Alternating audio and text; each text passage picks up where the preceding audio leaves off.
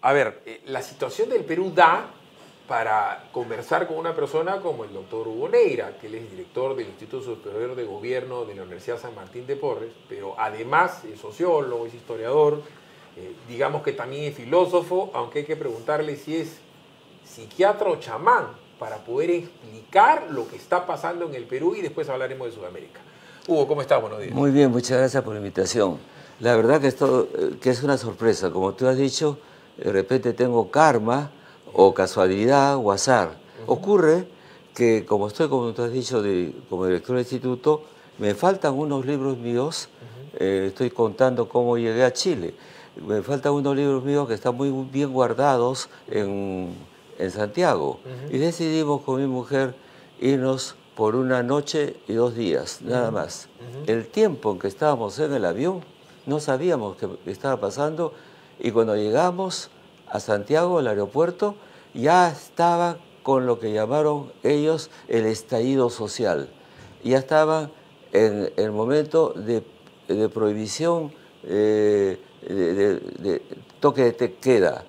No te digo cómo llegamos del aeropuerto hasta la casa, ¿no? Y eso fue una sorpresa, porque en el tiempo que estuve como profesor en Francia, era lo que se llama un americanista. Y siempre pensé de Chile, lo que probablemente tú has pensado de muchos de nosotros, país estable, formal, después de Pinochet, alternativas de izquierdas y de derechas, y no pensamos jamás una cosa como esta. Entonces, salimos a la calle a ver qué pasaba. Y lo primero que encontré, te lo contaré en 3 partes, porque es muy complejo. La primera cosa que vi, son 3 cosas que han pasado, 3 a la vez. La primera cosa que vimos es en Ñuñoa, cerca de donde nosotros vivimos, cuando vamos a Santiago. Ñuñoa es un barrio tipo Barranco o Miraflores, ¿no? Para que nuestros amigos peruanos nos entiendan. Y es un barrio de clases medias. Salimos y había una multitud impresionante, 3 veces un estadio nacional, de gente que estaban cantando, bailando y tocando unas cacerolas. Y estaban contentos. Y cuando yo pregunté por qué, me dijeron, ¿usted no es de acá? Bueno, nos subió el agua por Piñera, nos subió la luz, el derecho al cable para televisión, y los subsidios, los servicios y todo esto. Y entonces la sensación de no estar bien tratado en el pueblo creció con Piñera, y las gentes que estaban ahí son parte de las clases medias que votaron por él.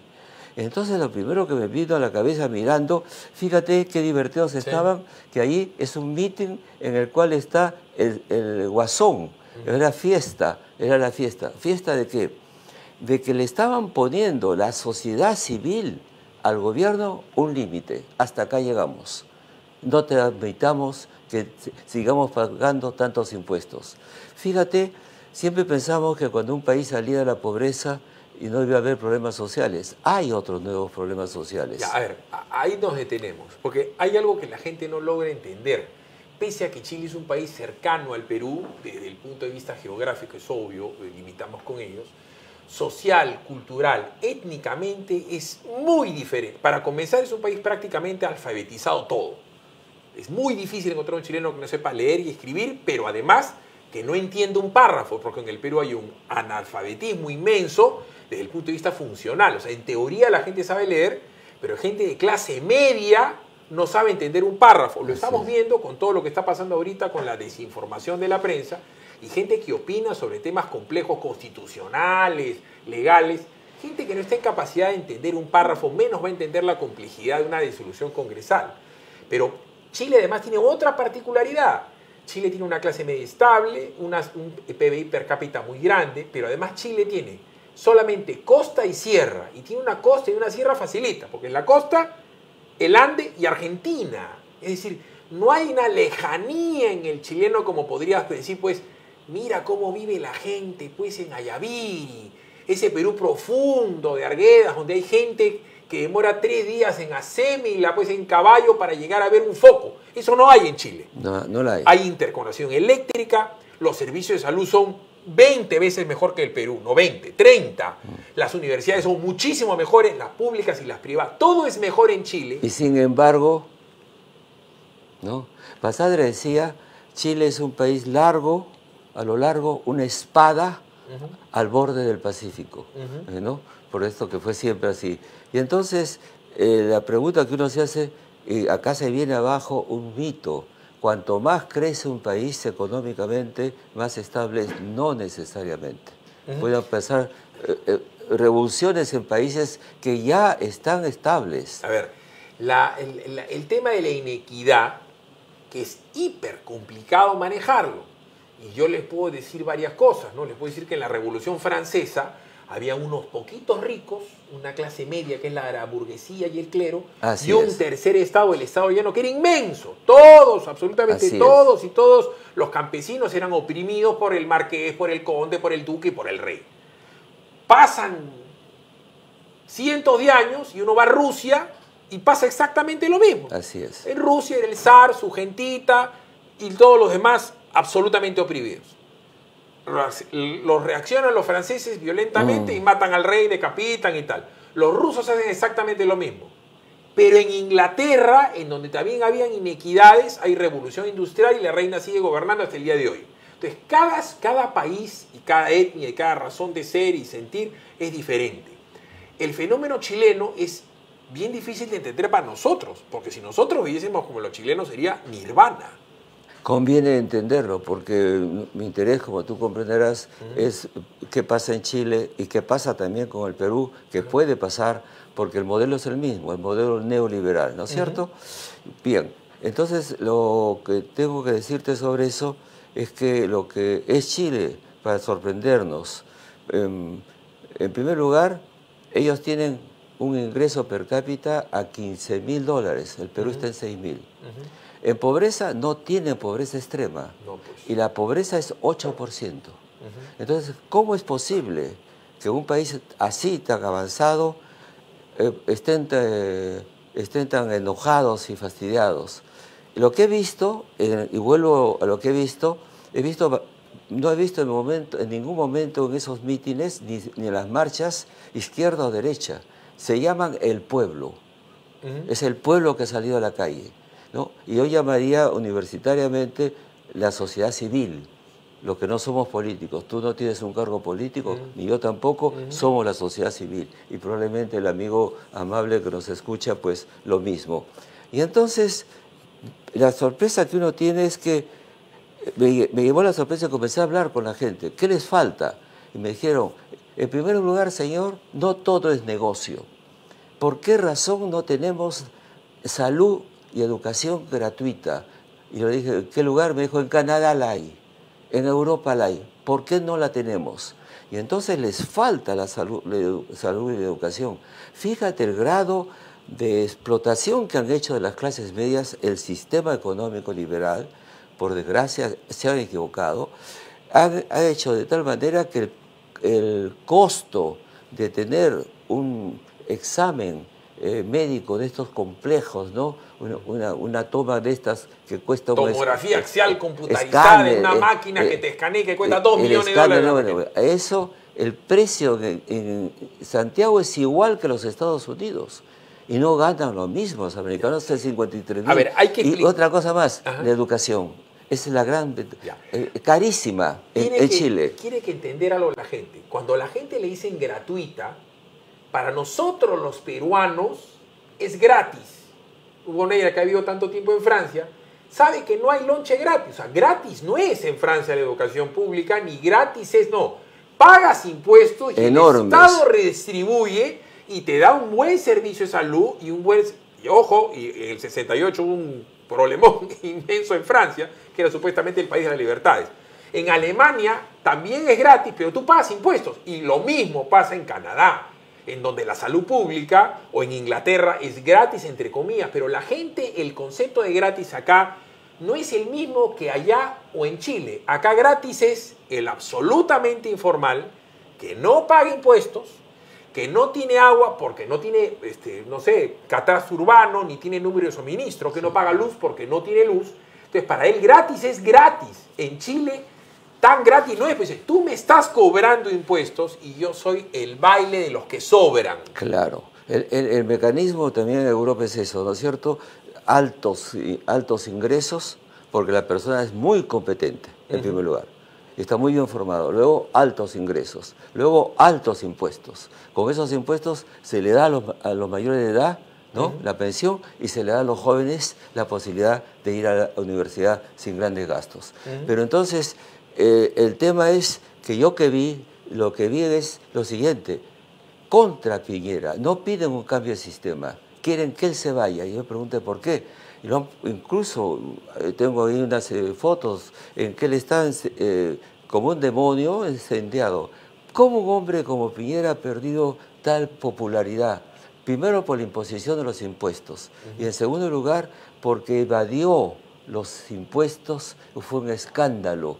Un hombre millonario evadiendo... A ver, eres la primera persona que acá en el Perú, además de este Zambito, da en el clavo. O sea, todos nosotros los peruanos lo vemos a Piñera como el hombre, que es lo que la gente dice, el presidente de Chile. No, pero los chilenos ven a Piñera como uno de los 5 hombres más ricos de Chile. Piñera, dueño de LAN. De LAN, no es cualquier cosa, es la empresa de transportes más grande de América que se ha fusionado con Latam. Multimillonario. Pero además Piñera es dueño de Boticas Ahumada, que la gente entienda. Boticas Ahumada era lo que era FASA, el mismo logo, él también era dueño de FASA. Y acá en el Perú lo que quiso Piñera es comprar Incafarm y Mifarma para ser oligopólico en la salud.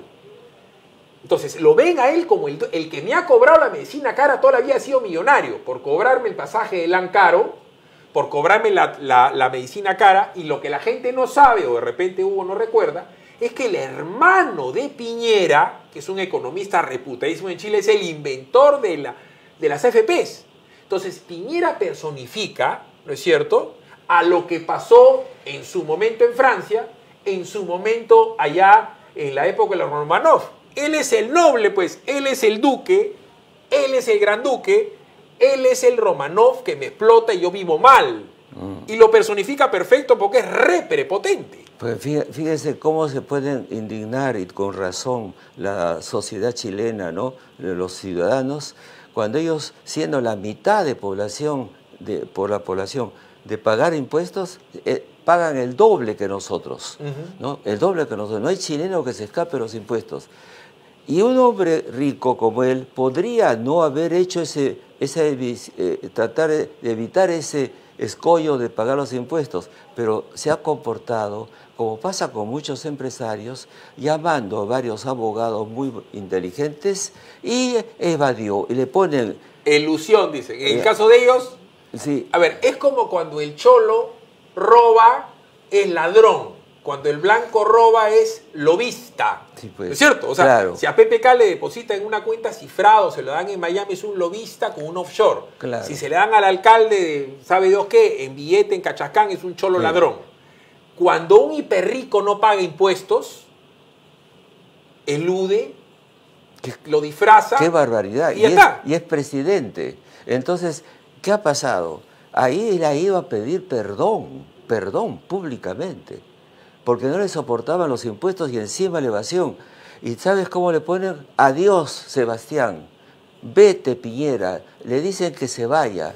Todo el tema está en eso. ¿Cómo tienes el coraje, la falta de moral de imponernos a nosotros chilenos pagar impuestos y tú evades? Pero además... Terrible. Además, esta canción que Hugo tiene que haber escuchado hace una pila de años, que era la de los prisioneros, el baile de los que sobran, no pegó tanto en Chile más que musicalmente, porque era un momento del 87 para arriba, el momento de bonanza económica. Entonces, se hizo una canción que era muy bonita, porque había gente que sobraba, y se apellidaba González o Tapia, que es un apellido como decir Quispe o Mamani en el Perú, o Rodríguez, que son los que más están en la guía, pero Chile avanzaba económicamente. Entonces, eso ahora se vuelve himno, porque la gente del baile que los que sobran ya son los cabecitas negras que llaman en Argentina, y en ese momento Piñera, que es un tipo de clase media, que no es un hombre, vamos a decir, pituco ni de abolengo, sino se ha hecho de mucha plata. Es un nuevo rico. Es un nuevo rico, pero sale la esposa de Piñera,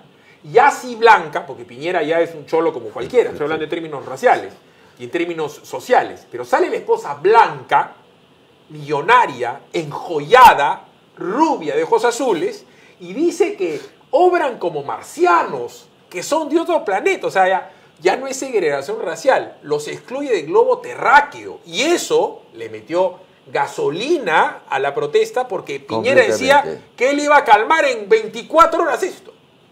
Lo que pasa es también, tienes razón, y el fenómeno social es un fenómeno, como te digo, de la sociedad civil, saliendo a decir a alguien que se pasó. Entonces aquí yo inmediatamente pensé, y lo estoy diciendo en Lima, qué curioso, no diría yo, la primera lección es que no hay que abusar de la ley, aunque se sea una democracia y se tenga derecho. Y sería conveniente que los empresarios no sean gente de Estado, no sean presidentes, porque la empresa es una cosa, y la lógica de la empresa es una cosa, es ganar, y la lógica del Estado es servir, dar dinero. Vamos a ir a la pausa y simplemente le dejo picando a Hugo, que es, repito, sociólogo, politólogo, historiador y filósofo. Comparen lo que dice Piñera y la esposa, esto de que eran extraterrestres, que parecía que eran alienígenas, con la visión de un francés de la Revolución, que hablaba un francés chusco, mientras que los que estaban en Versalles hablaban un francés parisino, cosa que hasta el día de hoy hay una diferencia fonética. Pero pónganse a pensar en que los Romanov, que eran rusos, no hablaban ruso, sino hablaban en francés. Sí, pues. Y pónganse a pensar que en ese momento los reyes, ¿no es cierto?, de Inglaterra eran alemanes que hablaban en francés. O sea, el pueblo los miraba a ellos como de otro planeta. Y Carlos V hablaba flamenco y no castellano. Y era Carlos V el que dijo, en mi reino jamás se oculta el sol. Como decimos, la salud pública en el Perú es pésima comparada con la de Chile, horrorosa comparada con la de Argentina, pésima comparada con la de Argentina, pero ya pitean, acá no. Lo propio de la educación universitaria, acabamos de ver cómo han impedido que la Universidad San Luis Gonzaga de Ica tenga licenciamiento. La universidad pública y privada acá en el Perú es fatal. Las AFPs acá en el Perú son más abusivas que en Chile. Las medicinas son más caras que en Chile, pero en el Perú la gente, y acá yo creo que nos puedes explicar esto, Hugo, es como hay tanta informalidad, la gente no siente que pague impuestos. Claro. Como que tiene menos derecho al piteo. Por ahí podría darse la explicación, porque no hay un levantamiento ni contra los peajes. Claro. Entonces hay dos cosas aquí. La primera, para no evadir este tema, no solamente eran las marchas civilizadas, tranquilas, que hicieron 1 millón de personas, un fenómeno en Chile, por primera vez en la historia, yo mismo lo dice. Hay otra cosa más que yo no puedo ocultar que ocurrió. Hubo con encapuchados, ¿no?, quemas, pero no de cualquier cosa. Todos conocemos Metro o Bon, ¿no? Han quemado algo que vale a 161 supermercados. ¿Te das cuenta? Y a la misma hora, prácticamente. Y eso significa, pues, que eso no es una marcha espontánea de la gente, una cosa caótica de una multitud, sino estaba organizada de alguna manera.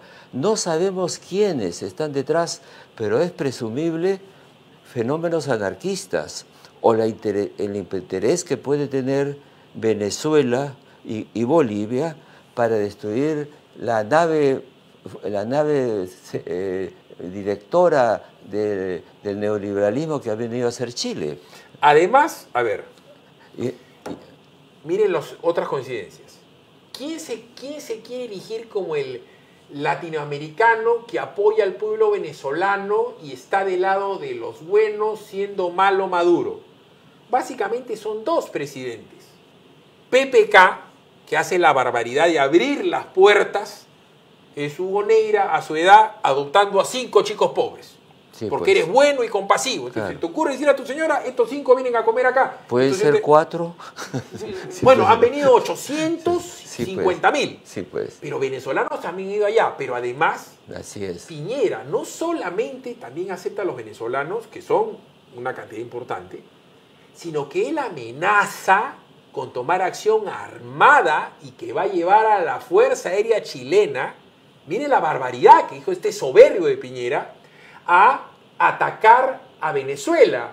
Y eso, Hugo, fácticamente, palabrita que se ha puesto de moda en los últimos días, solamente puede ser pasando por el espacio aéreo del Perú, porque Claro. no es limítrofe. O sea, Claro. miren la soberbia, la obnubilación de este tipo hace año y medio. Entonces, le han pasado la factura a los sectores radicales de izquierda y de ultraizquierda y probablemente venezolanos. Sí. Pero digamos, tampoco es que tengan la capacidad de mover 1 millón de personas a la calle. No, no, claro. Entonces es la nave capitana del neoliberalismo. Aquí se presenta, y hay que pensar para los liberales y las derechas que me pueden escuchar esto.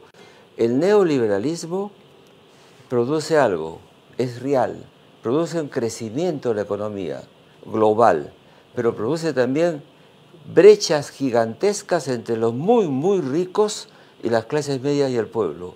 Y entonces el sistema también no funciona. Vivimos, Guter, una época extraña en la que se ha hundido el socialismo, pero el capitalismo también no es un modelo de desarrollo. Tienes que hacer alguna modificación en esto.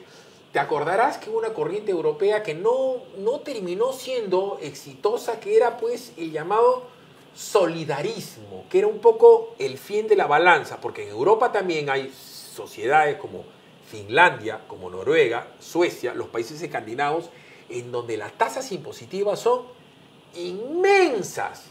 Y son los países que actualmente tienen el mejor índice de desarrollo humano y de felicidad en Europa. Y ahí se aplica algo parecido a esa utopía del solidarismo. Es decir, pago un montón y me atienden bien.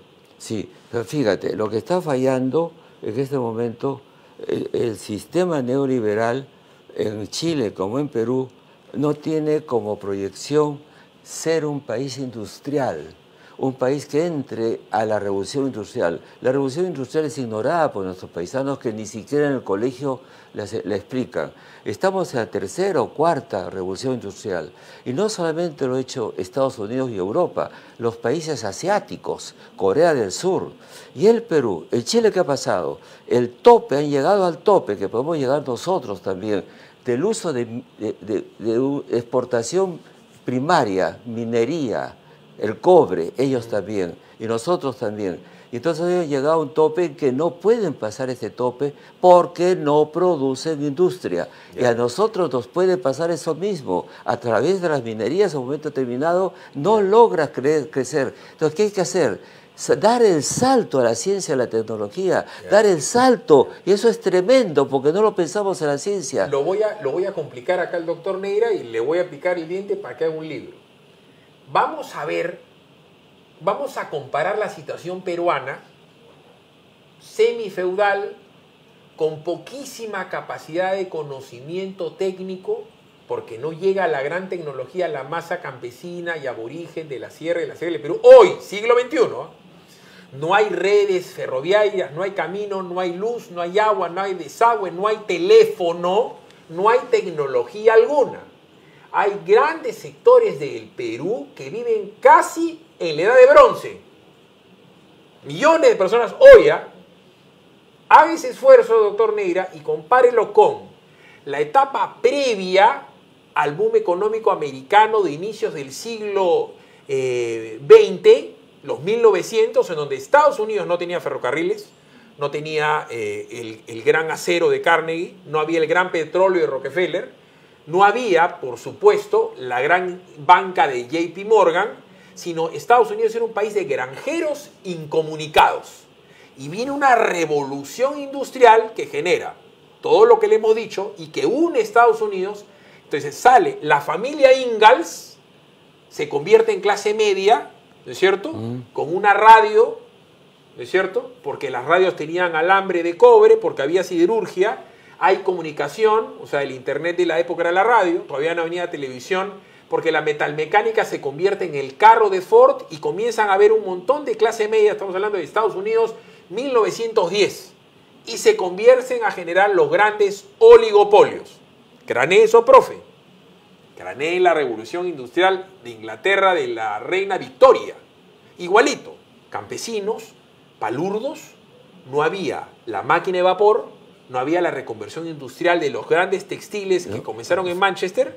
Los barcos de vapor, los ferrocarriles, ¿Qué hace el príncipe Alberto? El príncipe Alberto dice tecnología. Él es el gran cerebro de la revolución industrial de Inglaterra. Inglaterra llega primero a esa revolución industrial y se hace un imperio porque el telégrafo lo tenían las locomotoras, tenían el vapor, la industrialización de las materias primas de las colonias, y ellos dan ese salto. Ya, eso en el Perú todavía no pasa 150 años lo después. Pensamos siquiera. Los americanos, nos gusta mucho Estados Unidos y lo conocemos. El Estados Unidos que se independiza, se demoraron 4 años de guerra con los ingleses.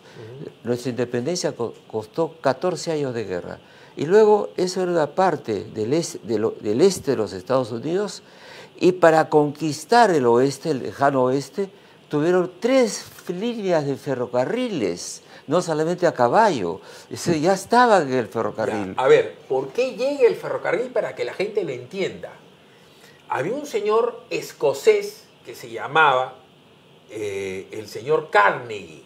El señor Carnegie tenía las acerías. Era el gran minero, ¿no es cierto? No, él tenía el hierro y lo convertía en acero. Entonces, él tenía acero. Tenía un señor que se llama el Comodoro Vanderbilt, que hace los ferrocarriles con el acero y monta el ferrocarril encima del acero. Con lo cual une el Estados Unidos, que todo el mundo conoce, el de que da para el Atlántico, con el salvaje oeste. ¿Cómo lo une? Con ferrocarriles. Después ponen las carreteras. Bajaban del caballo, el caballo lo bajaban del ferrocarril. ¿Qué cosa era Rintintín? ¿Qué cosa era Wild Bill Hickok? ¿Qué cosa es Bonanza? ¿Qué cosa es El Gran Chaparral? Esas series que veíamos nosotros en los 70 era el salvaje oeste al carro. ¿Cómo hacen para que los ferrocarriles lleguen? Era una labor tan animal, tan brutal, tan devastante, unir un país continente de un lado a otro, que los propios americanos se negaban a trabajar en una labor tan dura.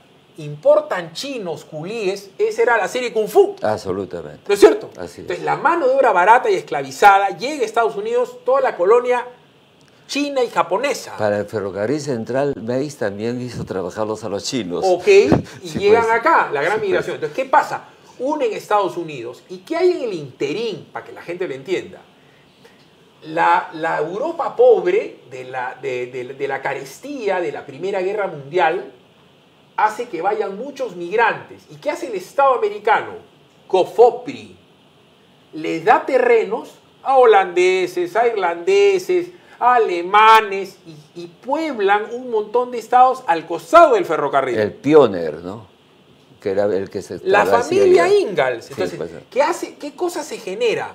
Una clase media, propietaria de algo, y esa clase media entra en la mecánica del capitalismo. El mecánica del capitalismo que tenía una mecánica bursátil en Nueva York. Y esa mecánica bursátil y ese capitalismo salvaje genera especulación y genera una cuestión que choquea a Estados Unidos y una clase media recién que conocía.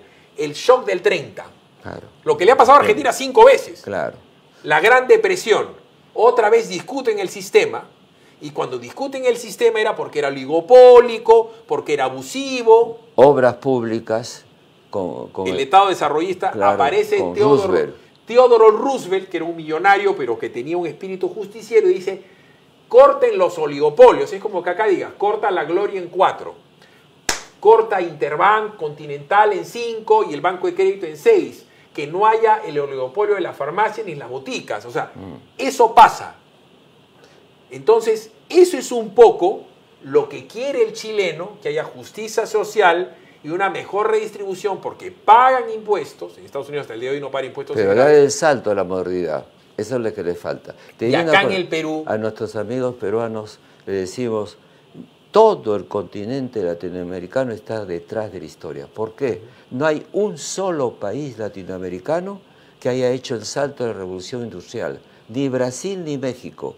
Entonces, en el Perú, lo que llamamos informalidad tiene su lado bueno y lado malo. El lado bueno es que tienes chamba, no importa, sobrevives. Y el lado malo es que podemos pasarnos 1000 años en esa situación de la informalidad, 70 o más %, sin llegar a ser un país completamente moderno. Y eso ha pasado en Asia. En Corea del Sur salió de su pobreza, ¿cómo? Entrando a la 4ª o 5ª ola de innovaciones y no vamos a comenzar a producir automóviles y cosas ese así, no es el punto. sino química, medicamentos, fármacos, todo eso. ¿Por qué con la formidable diversidad que tenemos no tenemos industria de ese tipo? A ver. Industria, digo bien, ¿eh? ¿Usted sabe cuál era el negocio de la Samsung? El negocio que hoy es de televisores y de los celulares. ¿Sabe cuál era el negocio primigenio del señor Samsung hace 60 años? ¿Sabe lo que era? El señor... El litio, no. No, el señor vendía verduras. El señor era un verdulero. Y de ser verdulero comenzó a hacer medicina natural. Claro. Y de la medicina natural hacía el extracto de ginseng. Ese es el primer negocio de Samsung. Sí, pues. Y este señor termina en tecnología. ¿Qué cosa les quiero decir? Que en el Perú sí ha habido una gran revolución de la clase media desde el punto de vista económico. Este sistema económico liberal, neoliberal que es tan criticado por la Constitución del 93 y por el maldito de Alan y el maldito de Fujimori y todos los malditos que ustedes quieran y el maldito de Toledo y así sucesivamente, ha generado una inmensa clase media. La clase media que sí tiene acceso al carro, al internet, o sea, el baile de los que están. Entonces, esos que están no pitean porque eso sí es modernidad para ellos. Hay chicos que han crecido con teléfono. Usted y yo, usted es algo mayor que yo, Hugo Neira, pero ha vivido lo que es no tener teléfono. Claro. No tener agua. Los chiquillos de ahora no. Entonces, en Chile se indignan más porque esos sí son de clase media y ahí comienza la teoría de la envidia en la economía. Es decir, él tiene y yo no tengo. Si yo soy tan capaz como él y yo pago más que él porque él tiene y yo no tengo. La ideología de el rico cada vez es más rico y tú eres cada vez más pobre, acá se trató de meter en el Perú, pero hubo un estallido de la clase media emergente, el nuevo sendero que habla el señor de Soto, una clase media que siendo informal tiene acceso al consumo. Entonces, en los últimos minutos del programa yo le pediría una prospectiva a lo que podría pasar en el Perú en términos negativos y lo que podría pasar en el Perú en términos positivos. Lo peor es que si seguimos en la informalidad y no entramos a la modernidad de la ciencia, el conocimiento, que no es pues un asunto solamente occidental, el Asia lo tiene, India y China no necesitan de Europa ni de Estados Unidos, pero no nos preocupa mucho ese tema de la ciencia. Y sin embargo somos un país muy rico en términos naturales. Cuando yo era niño me golpeaba la rodilla, etcétera, etcétera, había la empleada que me ponía la telita de la araña encima de la herida y cicatrizaba. Si a un médico, un científico peruano hubiera puesto